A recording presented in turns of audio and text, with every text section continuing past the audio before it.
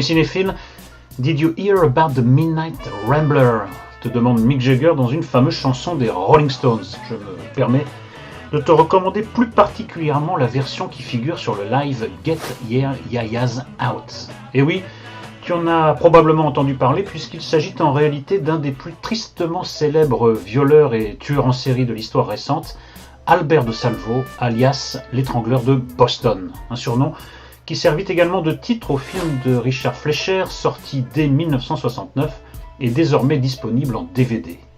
Film d'abord remarquable par le choix de l'interprète principal, nul autre que l'époustouflant Tony Curtis, ici bien éloigné de ses prestations dans certains lame shows de Billy Wilder ou dans la série télévisée Amicalement Vôtre, même s'il avait déjà excellé dans un registre très sombre avec le grand chantage d'Alexander McKendrick. Travail original ensuite, tant sur la forme, par l'usage inédit, répété et spectaculaire du split screen, que sur le fond, par son aspect presque documentaire.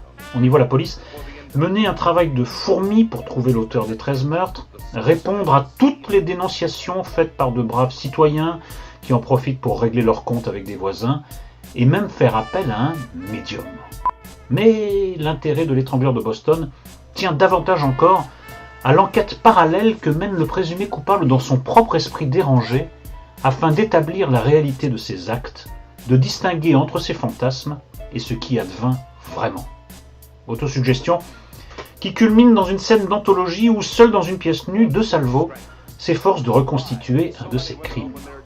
Le véritable De Salvo finit poignardé de 6 coups de couteau en prison et certains affirment que ce schizophrène n'était en vérité pas l'auteur des meurtres qui lui étaient imputés et qu'en conséquence, l'étrangleur de Boston court toujours.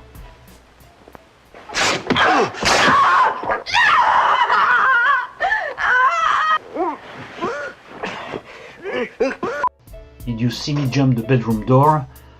Demande aussi Mick Jagger. Je vais aller vérifier si j'ai bien fermé les portes et les fenêtres. Bientôt, peut-être.